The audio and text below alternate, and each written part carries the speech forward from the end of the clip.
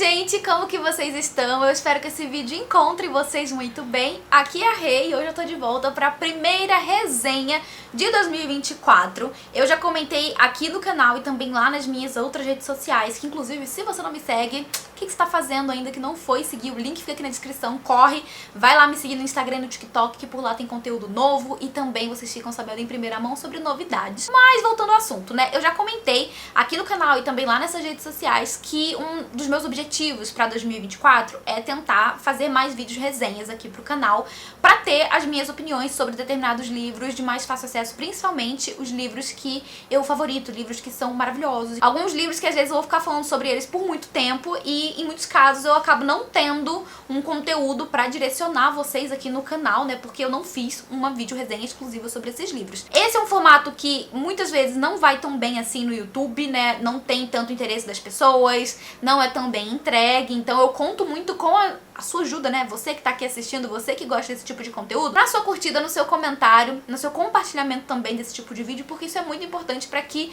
o YouTube entregue cada vez mais os vídeos de resenha e outras pessoas também tenham acesso, é claro, a esse conteúdo. E a primeira resenha de 2024 é justamente da minha última leitura de 2023, que foi também o último livro que entrou pra minha lista de favoritos. Lá nos 45 do segundo tempo, eu encontrei essa leitura que eu já tava esperando que eu fosse gostar, porém me surpreendeu muito mais. Me entregou muito mais do que eu tava esperando.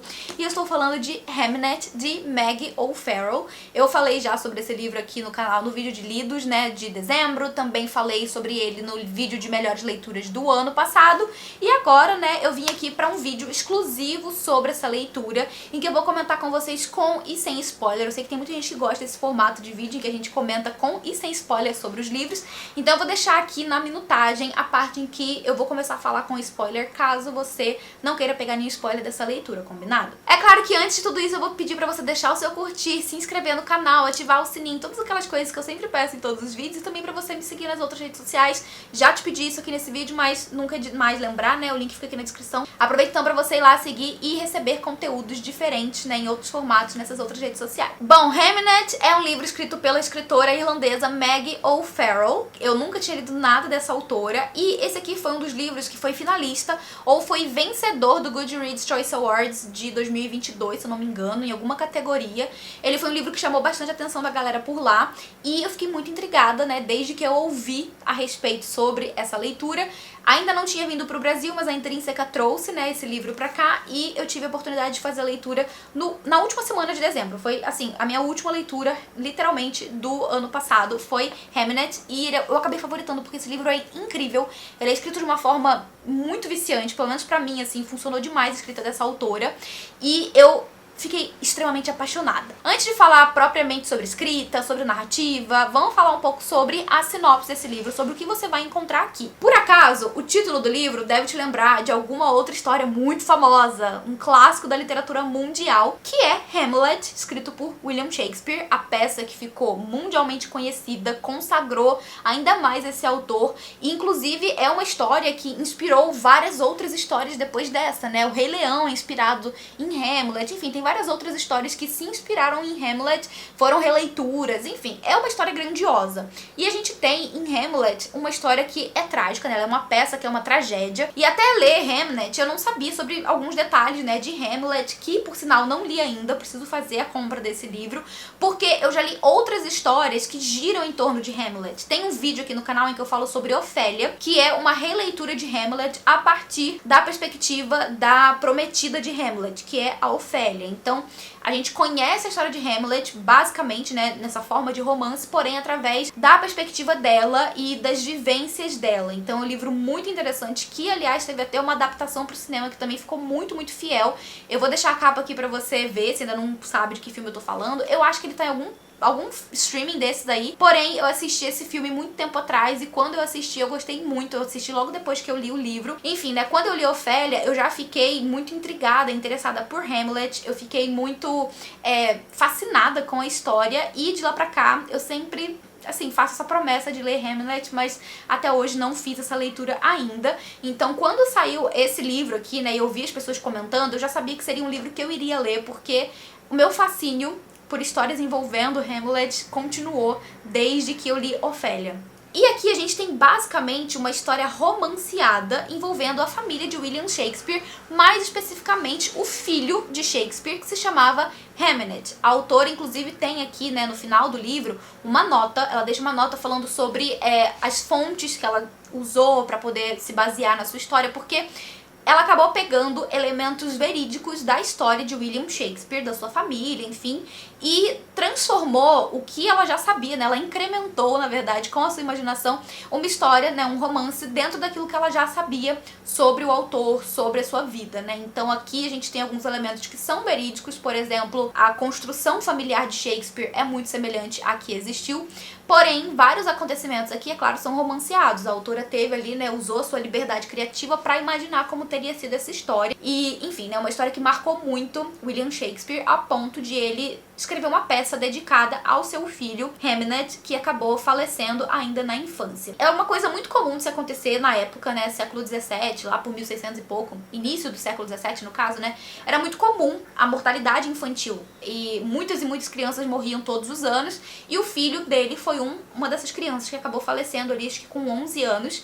A autora tem o dado, né, de registro de nascimento e de morte do menino, porém ela não tem a informação da causa da morte. Então aqui a gente tem um outro elemento que ela insere na leitura de forma, enfim, né, dar uma explicação pro leitor do que teria acontecido na imaginação dela, né, com o filho de William Shakespeare, seu único filho, né, homem, já que eles tiveram ali, né, o casal tiveram outras duas meninas.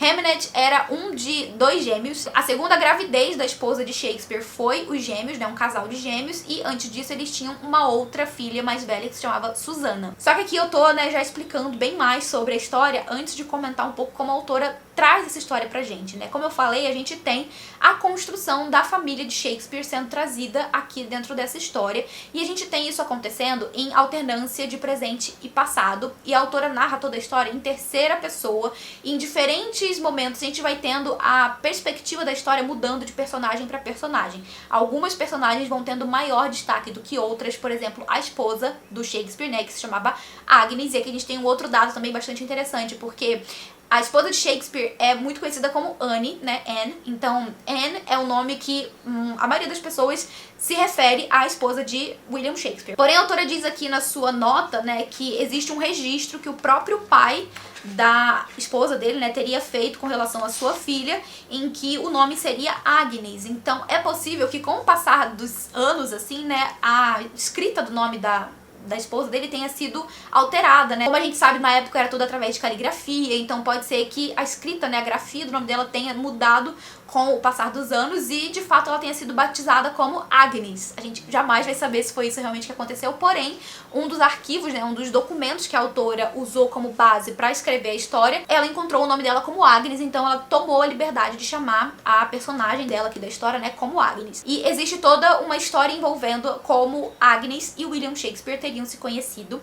E no caso, a gente tem também aqui um dado curioso, né, da forma como a autora decidiu construir a história, que ela não, em momento algum, vai chamar o Shakespeare pelo seu nome, porque a gente já sabe quem é, né? E eu achei muito interessante como ela faz isso. É uma figura que, assim, dispensa comentários, né? Dispensa apresentações. A gente sabe quem foi William Shakespeare, a gente sabe quem foi que escreveu a peça Hamlet. Então, assim, ela tomou a liberdade de nunca chamar ele pelo nome, porque todo mundo já sabe quem é. Então eu achei isso bem curioso e muito interessante, assim, como ela construiu. Bom, falando então um pouco agora sobre a criação do Shakespeare, né, através da imaginação da Maggie O'Farrell. Na verdade, ela usa também alguns itens, né, algumas informações, assim, que são verídicas, como, por exemplo, o fato de que a família Shakespeare tinha esse patriarca que era um fabricante de luvas da época, né, luvas de couro. Ele era um cara muito influente, porém caiu em desgraça na sociedade ali do interior da Inglaterra no momento, né, em que a história se passa. Então, ele era uma pessoa bem mal vista, assim, pela alta sociedade, e ele trabalhava muito, né, construindo luvas, fabricando luvas para justamente a alta sociedade.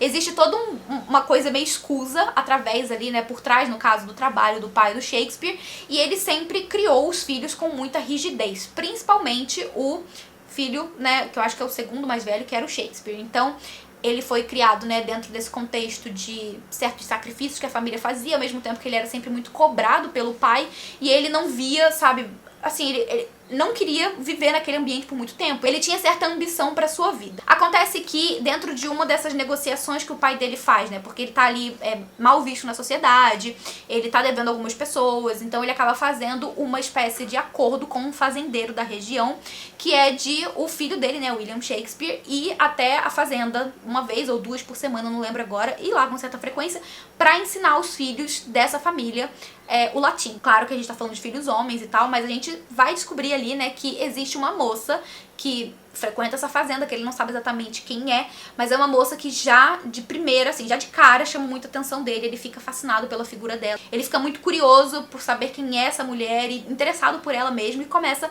a investigar pra tentar entender quem era essa moça. Mal sabe ele que essa moça é Agnes, a filha mais velha desse fazendeiro, que é a filha do seu primeiro casamento, e daí a gente tem um pouco da narrativa mudando o foco e indo para a Agnes, a gente vai entendendo um pouco sobre o nascimento dela, sobre várias histórias assim místicas envolvendo, né, a mãe dela, sobre um mito de que ela talvez fosse uma filha da floresta, porque a mãe dela tinha uma conexão muito grande com a natureza. É o que na época eles chamavam de bruxa, sabe? Essa mulher que tinha uma conexão muito forte com o natural, que tinha muito contato com ervas e, né, curava as pessoas através da medicina, né, da floresta, das ervas e tal. Então ela era uma mulher com grande conhecimento, né, com relação a isso, e ela tinha também uma espécie de sexto sentido, vamos dizer assim, e todas essas características da mãe da Agnes ela acabou de certa forma herdando.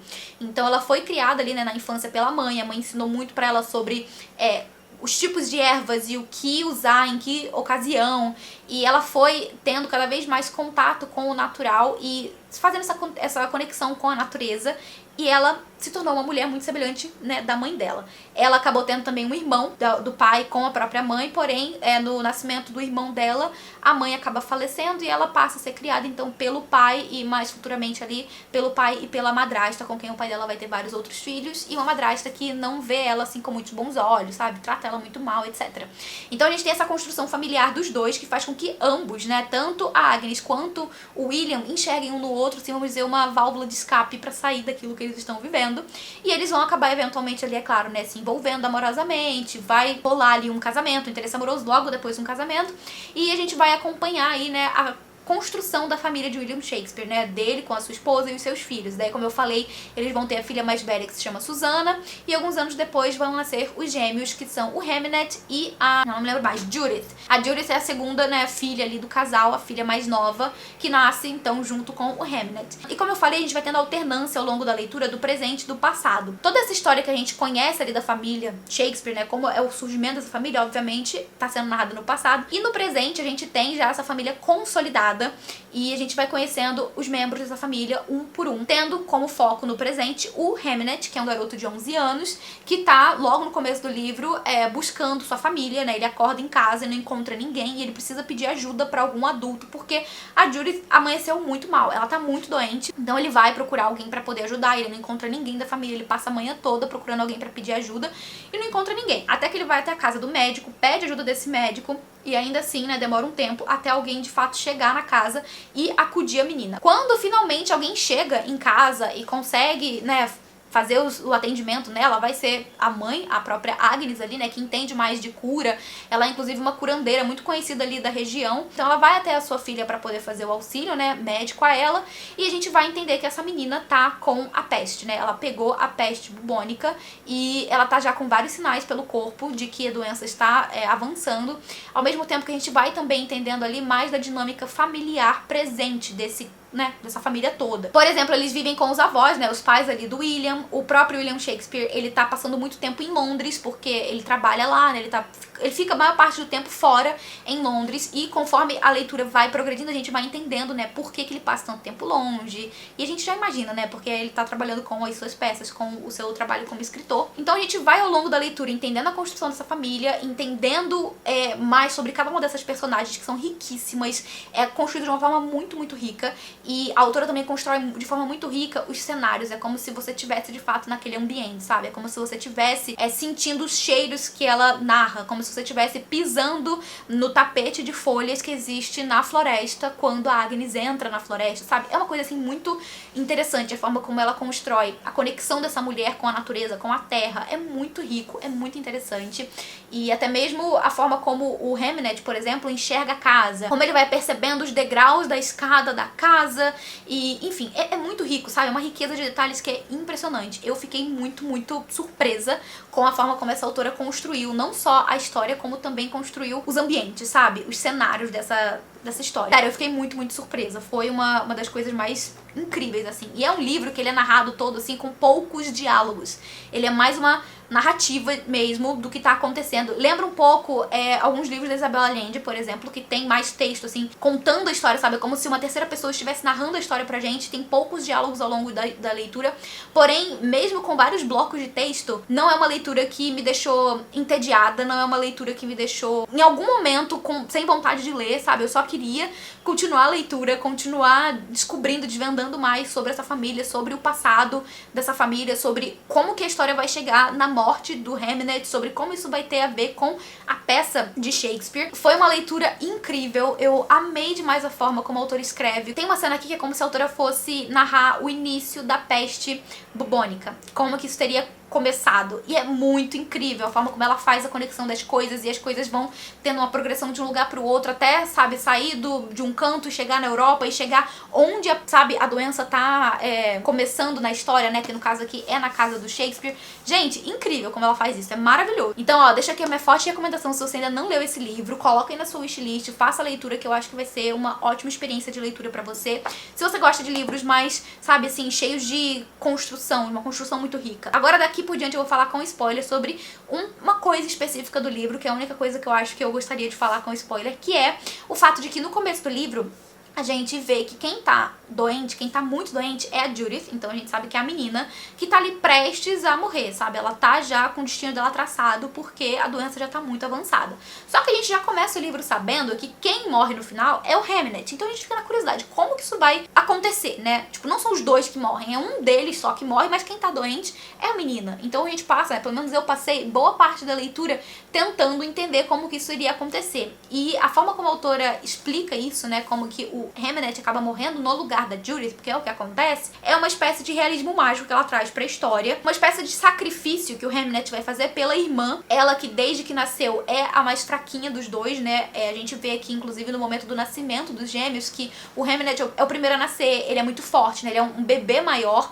inclusive, e depois eles vão ver ali que tem um outro bebê, né? Na época não existia uma facilidade, assim, em descobrir, né, se quando as gravidezes eram de gêmeos. Eles só achavam muito estranho, inclusive eles tem uma parte do livro que eles, né, demonstram essa estranheza do tamanho da barriga que estava muito grande. Mas, enfim, no momento do nascimento, quem nasce primeiro é o Hamnet, que é um bebê muito saudável, né, grandinho, gordinho e tal. E eles achavam que era um bebê só. Mas aí, pouco tempo depois, a Agnes continua a ter contrações e dores do parto e nasce a Judith, que é a menininha, que era, inclusive, quando nasceu, se eu não me engano, ela quase morreu, né? Ela nasceu sem respirar, tinha o cordão em volta do pescoço, tinha uma questão, assim, que fez com que eles achassem que ela fosse falecer, né? E ela acaba né, contra todas as expectativas, ela acaba sobrevivendo. E ela sempre foi, dos dois, a criança mais frágil, né? Então, quando ela pega a doença, meio que existe uma espécie de preparo, vamos dizer assim, da Agnes, porque desde sempre ela lutou pela vida da filha. Então, ela continua ali nessa luta pra manter a Judith bem e pra que ela não falecesse da doença, né? Porém, já tava muito avançado. E daí, como eu falei, né, nessa espécie de sacrifício que o Hamnet faz, ele acaba fazendo esse desejo de que ele troque de lugar com a Judith, e é o que acaba acontecendo. Na manhã seguinte, né, no dia seguinte, quando a mãe acorda e vai até o quarto deles, né, pra cuidar da Judith, ela vai perceber que, na verdade, a Judith estava muito bem. Quem estava ali, né, já morto, era o Hamnet. E daí vai existir toda essa questão do luto também, né, um livro que vai falar muito sobre isso. E, enfim, eu achei muito interessante como a autora construiu isso, embora seja um pouco confuso. No momento que eu li, eu achei um pouco confuso. Eu reli pra poder ter certeza, né, porque do nada ele teve realismo mágico, porém, ao longo de toda a leitura a gente vê uma espécie de realismo mágico acontecendo através da própria Agnes, né, daquilo que ela é capaz de fazer, tipo prever o que vai acontecer no futuro. Então ele é um livro que, além de trabalhar essas questões, né, essas coisas mais reais, ele também traz esse realismo mágico. Então, fechando essa parte aí com spoiler, né, eu vou fazer as minhas considerações finais. Esse é um livro que eu recomendaria para qualquer leitor, porém eu faço aqui um adendo, que ele é um livro que vai falar muito sobre luto, sobre a perda, né, principalmente de um filho. Então, eu acho que pra quem já passou por esse tipo de luto, ou pra quem tem filhos e é bem sensível ao assunto, eu acho que talvez não seja uma boa recomendação. Ou, é claro, recomendando aí, né, pra você ler com cautela, porque ele é um livro que, depois que acontece, né, de fato ali a morte da criança, ele fica muito tempo nessa coisa do luto, né, a autora destrincha muito os sentimentos dos personagens, até chegar ao fato na forma como o pai dessa criança decide colocar o seu luto pra fora, que é através da escrita, né, dessa peça, dessa tragédia, que é o que o William Shakespeare vai fazer, né, ele vai colocar o luto dele na arte que ele produzia e acabou criando o que se tornou aí uma das principais peças de todos os tempos. Então, só pra fechar o vídeo, aqui a gente tem um livro maravilhoso que eu vou recomendar muito pra vocês. Então, se você não leu ainda, coloca aí na sua wishlist. Se você tá com ele na estante, aproveita pra fazer essa leitura agora no começo do ano, que você vai garantir aí uma leitura muito interessante já no comecinho de 2024. E esse era o vídeo de hoje, gente. Eu espero muito que vocês tenham gostado de acompanhar as minhas impressões sobre Hamnet. Se você já leu, comenta aqui embaixo o que você achou. Se não leu ainda, comenta aqui se ficou com vontade de ler, eu vou adorar saber. Vou ficando por aqui, não sem antes agradecer aos apoiadores do Catarse. Muito obrigada por tudo, galera. A gente se vê no próximo vídeo. Um beijo grande e até mais. Tchau, tchau.